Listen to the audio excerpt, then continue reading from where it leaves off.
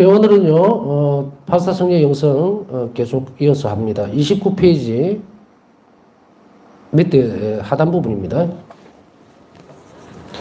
파사소녀는 인간이 창조의 중심인 것을 알게 됩니다.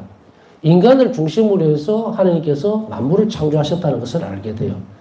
근데 여기에서 보면, 이제 뒤에 가도 나옵니다만은, 인간을 중심으로 해서 창조되어 있는 이 모든 일들에 대한 것을 깊이 있게 묵상하는 것은 하나님의 신비를 알아가는 과정이에요.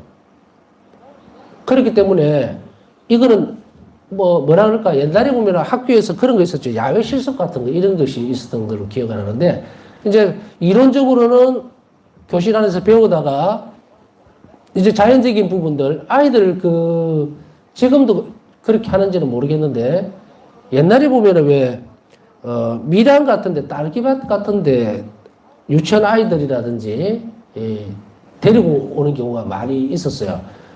그거 왜 그렇습니까? 실습하러 온다는 거죠. 그림책으로만 봤던 딸기가 어떻게 크고, 어떻게 심어지고, 이런 것들을 이제 자세하게 보기 위해서 하는 거예요. 이론적으로는 딸기를 먹어도 보고, 아이들이 실제적으로 먹어봤죠? 먹어도 보고, 그 다음에 또 유치원에서 가르치니까 배우게 돼 있고, 유치원을 한정을 지을 필요는 없죠. 어떤 때는 뭐 중학생들까지 가더라도 쌀나무가 있는 줄 아는 그런, 아이들이 있다고 하니까 놀랄 일이죠. 한 번 안 가봤으면 모르는 거예요. 쌀이 나무에서 열리는 줄 안다고. 놀라울 것도 아니에요. 모르면 모르는 거지. 그런데 이런 야외 실습이라고 하는 것들을 이제 예를 들었지만, 밖에 나가서 실험적으로 그걸 보게 되면 굉장히 많이 달라지죠. 처음에는 수박이다 이러면 수박을 그냥 마트에서 파는 줄 알죠? 마트에서 나는 줄 알아요, 애들이. 그런데 이제 밭에 가서 수박이 어떻게 심어지고 모종이 어떻게 옮겨지고 하는 그런 과정들을 쭉 지켜보게 되면 어떻게 됩니까? 그 수박이 심어지고 연그러지고 물을 주고 정성이 들어가고 하는 그 과정 전체를 다 배우게 되면 다른 게 자라게 되죠. 다른 게 자라요.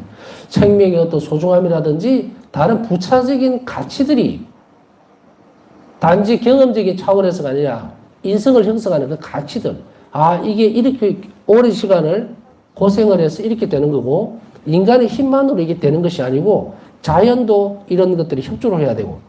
그래서 창조주 하나님께서 이 일을 관장하신다. 그런데 이 먹거리를 나를 위해서, 인간을 위해서 만들어 놓으셨다는 것을 배우는 것은 책 한 권으로 설정 넘어갈 수 있는 문제가 아니죠. 그냥 수박은 이렇게 생겼고 씨가 많고 빨갛게 생겼고 뭐 그런 것으로 해가지고는 도저히 배울 수 없는 것들이에요. 바오사성례에 있어서도 인간이 창조의 중심이 되어 있다는 사실을 알 때에 너무도 놀라웠을 거다. 여러분들도 한번 생각해 보세요. 하나님께서 나를 얼마나 사랑하셨으면 이 세상 창조, 이 세상을 나를 위해서 만들어 놓으셨는가. 우리가 집을 한 채를 지었어도, 예를 들어서 부모님이 막 노력을 많이 해서 어떤 큰 집을 하나 지어서 자녀들을 데리고 왔어요. 자, 내가 너희를 위해서 이 넓은 집과 이런 것들을 내가 마련했다라고 하면 굉장히 기뻐하죠. 우리 부모님이 나를 위해서 이렇게나 고생을 하고 너무도 편하게 살 수 있는 이런 집을 마련해 놓았구나. 그러면 이것은 부모님들이 나중에 세상 떠나고 나더라도 이게 계속 남아있죠. 그러면 보이는 것을 뛰어넘어서 어떤 것과 형성이 됩니까? 부모와 자식 간에 있어서의 사랑의 관계가 돈으로 주거나 경험으로 쌓을 수 없는 엄청난 것이 들어가 있죠. 우리가 그냥 소위 지나치던 그 부분들이 바로 나를 중심으로 해서 만들어 놓으셨다는 것을 안다면 우리는 하나님이 어떤 분인지에 대해서 더 깊이 생각하게 될 거라는 거예요. 도대체 하나님이 어떤 분이실까? 어떤 분이시길래 어떻게 보면 우리는 어떤 사람들은 초심자들은 하나님을 몰라요. 여기서 모른다는 이야기는 믿음으로 받아들이지 않았다는 얘기가 아닙니다. 하느님이라고 하는 존재에 대해서는 인식하고 믿죠. 그러나 구체적으로 만난 적이 없는 거예요. 만난 적이 없어. 믿는 것과 만나는 건 달라요. 믿는 것은 대상을 두고서 만날 수 있죠. 믿을 수가 있어요. 그런데 어떻게 됩니까? 만남은 접촉이죠. 교류가 있어야 된다는 이야기 있잖아요. 그러면은 바로 이런 부분에 있어서 초심자들에게서는 하나님이라는 것을 하나님이 계신다 믿음으로 받아들이는데 이 믿음이라고 하는 것이 아까 얘기했듯이 표출이 자꾸 되지 않으면 관계가 형성이 안 됩니다. 하나님하고 내하고 그냥 가만히 있어요. 시키는 것만 하고. 그러면 관계가 발전 안 된다고 얘기했죠. 부부가 아내는 아내 일만 하고 남편은 직장 갔다가 들어와서 자기 일만 하고 또 자고 또 일어나고 가고 나오고 이런 식으로 되면 어떻게 돼요? 부부간의 사랑이 이 관계가 깊어지지 않는다 그랬죠? 그냥 사는 거죠. 그래서 부부의 참된 의미가 아니고 그냥 가족이에요. 가정. 울타리 안에 있는. 그러나 이런 의미를 충분히 생각한다면 우리가 하느님에 대해서 알아갈 때 하느님은 누구신가라고 했을 때의 출발은 바로 이런 창조에 둔 거예요. 바오사 성령은.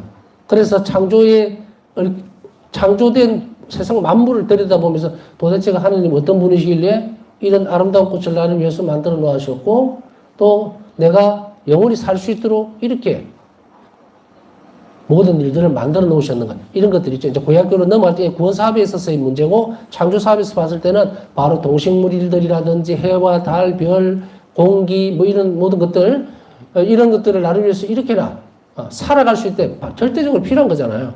그걸 마련해 주신 도대체 그 창조주 하느님 그분 도대체 누구신가?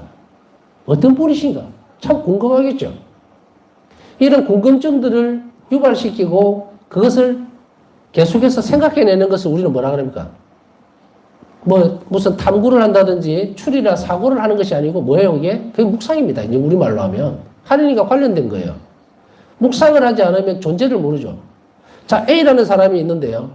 이제 살아가는 데 있어서 모든 것들을 누가 보내줍니다. 자꾸 마련해주고. 그래서 너무도 고마운 은인이에요. 은인인데 한 번도 본 적이 없어요. 주어져 있는 것들은 다 봤는데 도대체 그걸 나를 도와준 사람을 어떤 은인을 나는 본 적이 없어. 그럼 어떻게 돼요? 궁금하죠. 도대체 그분은 어떻게 생겼을까? 어떤 인품을 지녔을까? 또 나를 어떻게 생각하시길래 이렇게 참 아기자기하게 이런 것도 챙겨주고 저런 것도 챙겨줄까? 그죠? 됐죠? 바오사 성리는 하느님께로 접근할 때에 우리가 묵상해야 될 이 첫 번째 출발점으로서 창조에 대한 이야기를 하고 있는 거예요. 그러면 뭘 해야 됩니까? 여러분이나 저나 하느님을 알기 위해서는 하느님께서 이것을 무엇으로 마련해 놓은가에 하는 그 단어 자체, 그 출발점은 뭐냐면 하느님은 자비로 우주를 창조하셨고 인간을 위해서 하셨다. 그러면 인간이 중심이 된단 말이에요. 그러면 이것을 알기 위해서 어떻게 됩니까? 아까 앞에 유치원아이들 이야기했듯이 이제 이걸 가지고 이 사실을 가지고서 밖으로 나가야 돼요. 밖으로 나가야 돼요. 그래서 현실적으로 생활 속에서 그걸 계속 찾아봐야 됩니다. 그냥 지나치고 아이고 벚꽃이 폈구나 참 좋다. 아이고 비바람이 와서 그냥 홀딱 다 떨어져 버렸네. 이렇게만 하지 말고 내 눈에 그것이 아름답게 보일 때 그 아름답게 만들어 놓은 내 심성도 하나님의 것이에요. 아름다운 것 정말 마음이 막 푸근해지고 녹아내릴 것 같은 위로를 주는 그런 순간들이 있을 때에 하나님께서 내가 이런 순간이 올 거라는 걸 알고 그런 것들을 안비해 놓으셨다는 것을 찾아 나서는 거예요. 이것이 뭡니까? 묵상이다. 이 묵상이 없이는 우리는 하느님을 만날 수가 없다. 체험할 수가 없다는 이야기입니다. 아까 얘기했듯이. 체험되지 않는 부분들이. 그래서 아까 초심자들은 하느님을 믿음의 대상으로만 볼 뿐 관계를 맺어야 되는 그런 인격적인 관계로 넘어가지 못하는 경우에 영혼들을 초심자라고 얘기하는 거예요. 이 초심자들이 이 일을 열심히 그럼 초심자들이 해야 되는 것이 뭐냐면 이것을 아까 얘기했듯이 현장 실습을 하셔야 돼요. 바오사 성령의 영정에서 보면은 우리가 그녀는 평범한 삶을 비범하게 만들었다 해서 이 평범함이 뭡니까? 이런 것들이에요. 이런 것들. 이런 것 안에서 하나하나 하나님 자비 손길을 느끼려고 애를 쓰고 그리고 그것을 그 눈으로 보려고 하는 것을 하나님께서 주십사하고 은총으로 청하고 이렇게 그렇게 되어졌을 때에 하느님은 뭐합니까? 그렇게 노력하는 영혼에게 계속 은총을 부어줍니다. 은총을 부어줌으로 인해서 이 영혼이 어떻게 됩니까? 초심 상태에서 덕성이 커지죠. 올라갑니다. 그러면 하나님을 체험한다. 이 말이에요. 그래서 바오사 성령의 출발은 바로 창조에 대한 부분이었다. 중심인 것을 아는 겁니다. 그래서 그것을 분명하게 우리가 인지해야 돼요. 여러분 교리반 졸업하고 교리 배우시고 난 뒤에 지금까지 살면서 인간이 창조의 중심이라고 하는 것에 대해서 인정하거나 뭐 귀로 들었을 수는 있겠죠. 근데 그래 맞아. 내가 인간이 내가 이 우주의 중심이고 나를 위해서 하느님께서 이 많은 일들을 마련해 놓으셨어라고 그렇게 생각하거나 고백한 적이 있습니까?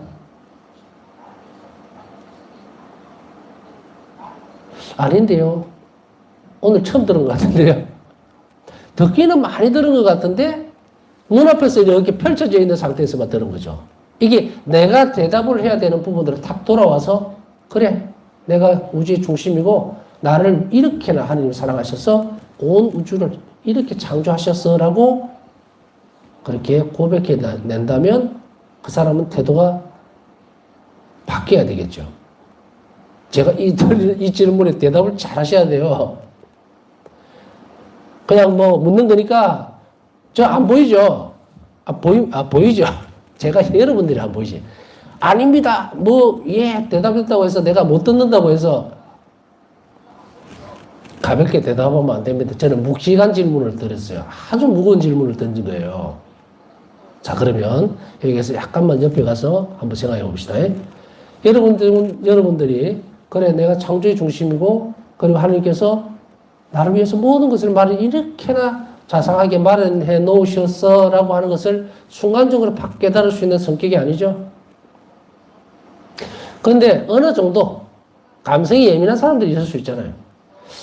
이렇게 막 확실하게 딱 그랬어 라고 하지는 않지만 그래도 들꽃을 보면서 아이고 주님 참 감사합니다 이렇게 하는 사람들도 있어요. 분명히 있어. 알고 있거든요.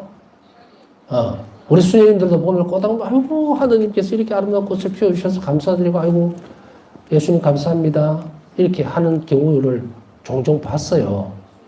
요새는 잘 못 보지만 자 이렇게 고백해내는 내용들 흐름들이 그 마음에서 나온 것이라면 아주 없다고 볼 수는 없어요. 그런데 제가 말씀드리는 것은 이 창조뿐 아니고 이 자비에 대한 묵상이 따라오는 영혼들 이제 우주가 나를 위해서 만들어졌다고 확신을 한다면 이제 그 영혼은 어떻게 됩니까? 하나님께 얽탁하게 되겠죠. 이제 세상에 대해서 겁을 내서는 안 됩니다. 무슨 얘기냐? 이 모든 것을 다 만들어 주셨는데 내가 지금 겪고 있는 이 잔잔한 문제들, 이런 어려움들, 이런 힘든 것들, 이거에 좌절하고 넘어져서 울고 불고 할 수 있는 그런 사람이라면 앞에 부분을 안 믿는다는 거잖아요. 응? 하나님께서 이토록이나 나를 위해서 이리 어마어마한 일을 하셨는데 내가 겪고 있는 한 생애를 살면서 겪을 수 있는 가난이나 고통이라든지 어떤 힘든 문제 그거 하나님이 해결 안 해주실까? 그것에서 좌절하고 하나님 나를 도와주시지 못할 것이야. 하나님은 나를 도와주지 않아. 내 기도를 들어주지 않아. 라고 하면 어디가 허물어진 겁니까?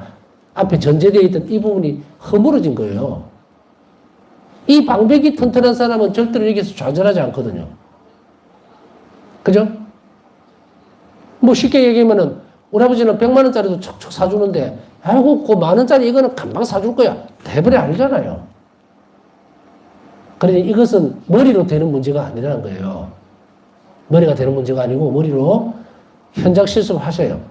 여러분들이 작은 일에도 감사드릴 줄 알고 그냥 아이고 예수님 감사합니다. 오늘 이렇게 뭐 만난 것을 주셔갖고 그렇게 기도하지 말고 하나님의 자비로 마련돼 준 이 음식에 대해서 너무나 감사합니다. 왜? 나를 불쌍히 여기시고 나를 돌봐주시기 위해서 주신 음식이니까. 그런데 그 음식을 주시기 위해서 나에게 일용할 양식을 주시기 위해서 예수님은 어떤 고통을 당하셨는지 기억해야 되죠. 이 또한 하느님 자비의 선물이기 때문에 어디에서 흘러나옵니까? 예수님 손 안에서 흘러나온다고요. 내 밥 한 그릇 따신 밥 먹이기 위해서 예수님 십자가에 달리셔야 해요. 그 고통과 고난 안에서 나온 것이 이 부분입니다. 그렇기 때문에 그것은 그냥 아이고 감사합니다. 그 어디서 떨어진지도 몰라요. 그냥 100% 줬다라고 생각하죠. 그러나 자비는 예수님 순환까지 기억을 하는 선물이라고. 그래서 감사드립니다. 이것을 계속 연결지어야 됩니다. 계속 우리 삶에서. 이것이 평범한 것을 계속하게 만들어 나가는 작업이에요. 이렇게 되어질 때 우리는 작은 선물들, 작은 순간에도 하나님 자비를 정말 예수님의 순환을 기억하고 아버지의 사랑을 기억하기 때문에 그 영혼은 쑥쑥쑥쑥 하는 거예요.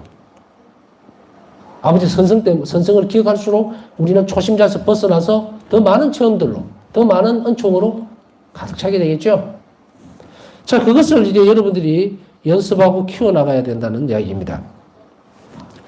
자, 이 부분에 있어서 바오사 성인은 이 출발점을 우리에게 제시를 하고 그리고 당신 또한 그 일을 시작을 해서 앞으로 나아갔다는 것을 우리에게 분명하게 해주고 있습니다. 하나님께서는 인간을 위해서 온 우주가 존재하도록 부르시고 천지창조를 하셨다는 거예요. 그 다음에 천사들에게 명하시어 인간의 모든 길에서 지키게 하셨다. 시편 91편 11장 참조하십시오. 11절. 이 모든 길에서 지키게 하셨다. 천사들까지 우리를 보호하시도록 해놓은 이 놀라운 자비. 사실 천사들은 영적인 존재죠. 천사와 인간은 비교를 할 수 있는 존재가 아닙니다. 그러함에도 불구하고 그 존귀한 천사들을 우리를 지키기 위해서 얼마나 어마어마한 일입니까? 엄청난 특혜죠, 특혜. 이럴 수가 없어요. 이렇게나 천사들을 시켜서 사람들을 보호하실 정도까지 모든 것을 다 내주신, 물론 여기에서 보면은 뭐 예수님까지도 다 내주셨는데 뭘 못 해주시겠느냐라는 거예요. 이런 우리의 고백들이 한 자비를 찬미하고 예찬하는 일들이거든요. 이것이 실행시켜지는 거예요. 내가 하나님께서 이렇게 하시니 내가 뭐 들어올 게 뭐 있겠느냐. 어? 우리가 죽음의 골짜기를 간다 하더라도 두려워할 것이 없다는 말이 그 말이에요. 그러나 이것이 쉽게 나오는 말은 아닙니다. 체험되어지고 축적되어지지 않으면 안 돼요. 이것은 아까 얘기했듯이 훈련되어지고 연습되어지지 않으면 안 됩니다. 그래서 담대해지게 돼요. 그래서 작은 일에도 깜짝깜짝 놀라고 이러던 사람이 이제 아버지의 손길을 느끼기 시작하고 하나님의 자비를 점점 더 깊이 가져오기 시작한다 해야 되겠죠. 실행에 나가면 되는데 그 길은 방법은 하나입니다. 자비를 실천하는 일이에요. 그러나 자비의 실천은 어디에서 나와야 된다? 하나님 자비를 아는 것에서 나와야 돼요. 파우스트 수녀는 인간에 대한 하나님의 자비로우신 사랑을 보며 기뻐 외친다. 오 하느님, 모든 것에 펼쳐진 당신의 자비는 얼마나 크십니까? 당신은 인간을 위해 이 모든 일을 하셨습니다. 오 당신은 인간을 얼마나 사랑하셨습니까? 당신의 사랑은 그들을 위하여 이렇게 적극적이십니다. 일기 1749번. 사랑을 위해서는 적극적이다. 어제 저녁에 저녁 기도를 하면서 이 앞에를 왔다 갔다 하는데 저쪽 이제 하늘을 잠깐 쳐다봤어요. 근데 무엇이 벌겋게 이렇게 되더라고요. 뭐 이렇게 구름에 막 가려져 있는데 뭐가 벌게요.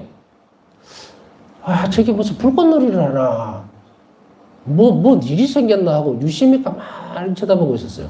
그러면서 기도하면서 왔다 갔다 하면서 보고 있는데 그게 조금 있으니까 한 10분 15분 정도 지나니까 뭔지 아시겠죠?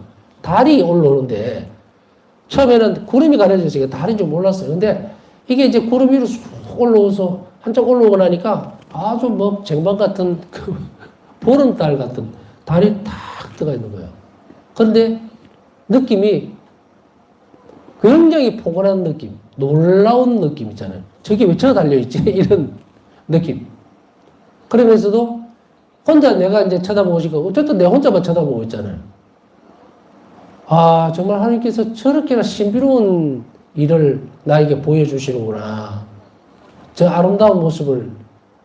달이 참 신비롭더라고요. 쳐다보고 있는데 그 느낌이 탁 드는데, 그걸 보지 않으면은, 하나님께서 이 창조를 이렇게 인간을 위해서, 물론, 과학적인 것을 다 갖다 붙일 필요는 없고요. 뭐, 달이 있어야만 뭐라 그럽니까?